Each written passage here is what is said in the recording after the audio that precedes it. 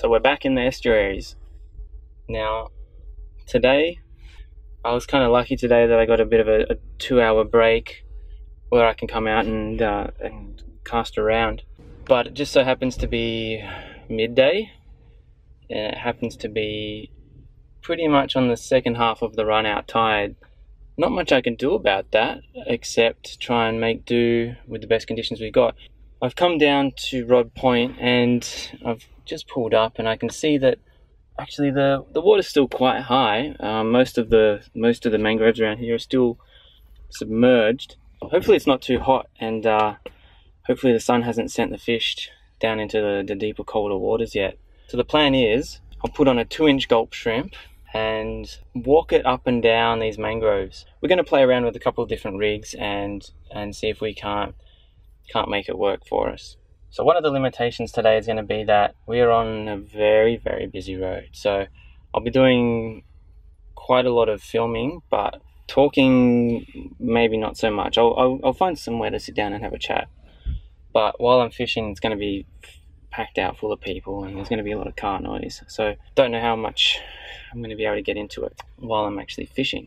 Anyway, let's get to our first spot. I'll put up a map of the first spot, and then we'll get rigged up. It's freaking hot in the car, that's for sure.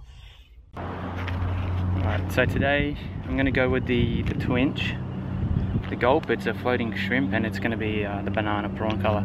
So I'm going to start out on a 1/8 ounce. I'm going to start on a 1/8 jig head and just sort of cast up into these mangroves and see if I can't pick up any little bream. Let's get it done.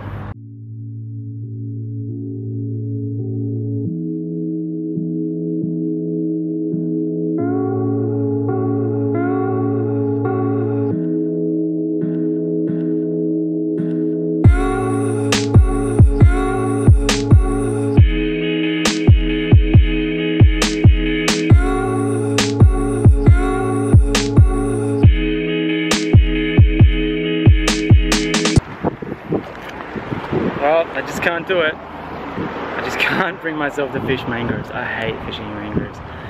So I'm going to try and on the flats, and I'm going to try out near the pontoons and the pylons.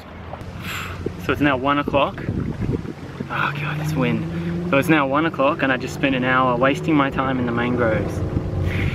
It's so frustrating. I tried a weedless hook. I tried a normal jig head. I tried just a straight hook to have it as a floating bait, and I don't know, it's frustrating.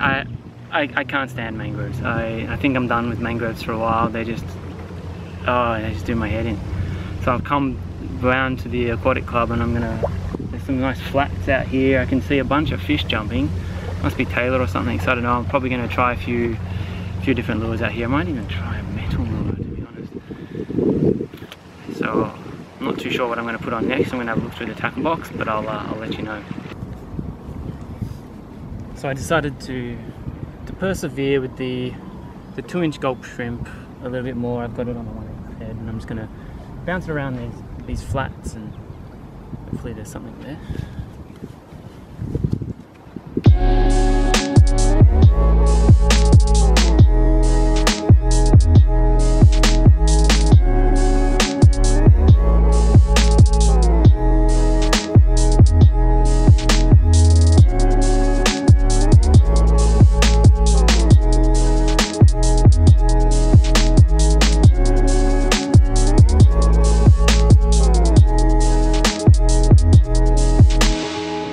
So I'm out here changing lure every 2 seconds, when probably I should stick to one sort of style and try and nut it out. But I'm trying to find a pattern that works, so I'm switching it up constantly to see where I'm getting follows, nibbles, hooks, whatever. I'm getting a lot of follows on the hard bodies, but only from smaller fish. So I've put on a fat one, little fat body, and I'm gonna go for a walk along these stairs, and then sort of cast under the pylons and under the building over there into the shadows. Fortunately, if I had a GoPro, it would be a lot more exciting, but I'm going to just be probably turning the camera on if I catch something.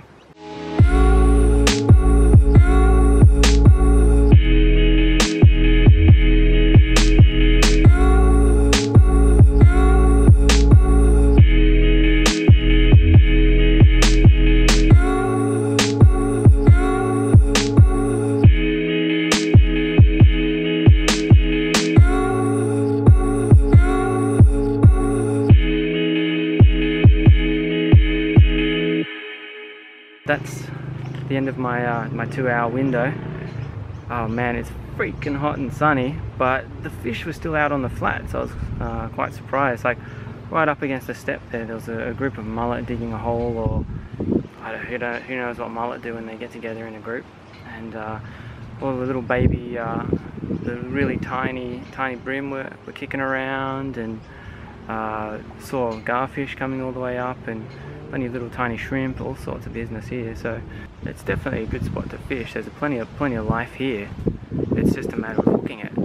Of course, I came back, I still had only my 8-pound mono leader. I think really to have any kind of success, you got to have that 4-pound fluoro to really sort of be able to fool the fish in this kind of condition.